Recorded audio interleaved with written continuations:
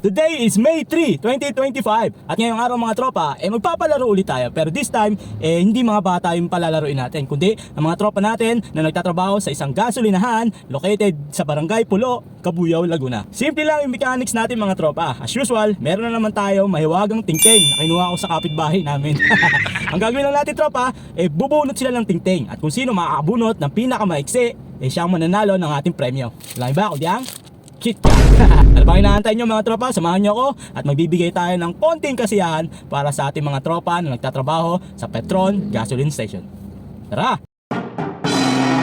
So, malapit na tayo mga tropa sa gasolinahan ng Petron located dito sa Barangay Pulo.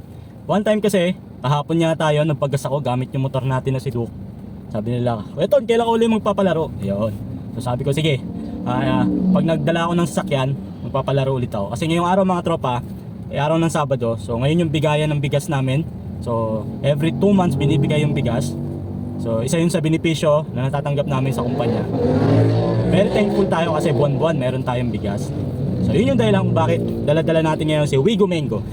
Lahat ng sasakyan natin may pangalan, Wigo Mango.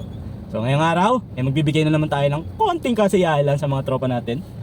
So sana maging masaya sila. So itong premyo natin na KitKat mga tropa merong laman na 6 na piraso. So sabi nila 4 daw sila nagtatrabaho doon. So kung sino man yung manalo, maghati-hati man sila, lahat magkakaroon. Saya lang kasi kahit sa gantong paraan may napapasaya tayo. Unang palaro natin sa kanila, ganito rin. Ting-ting rin yung ginamit ko, yung damit natin na buti pa si Tonton shirt. So ngayon, KitKat naman.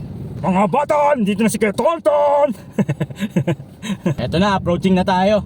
Malapit na tayo sa Petron Gas Station located dito sa Barangay Pulo, Cabuyao, Laguna.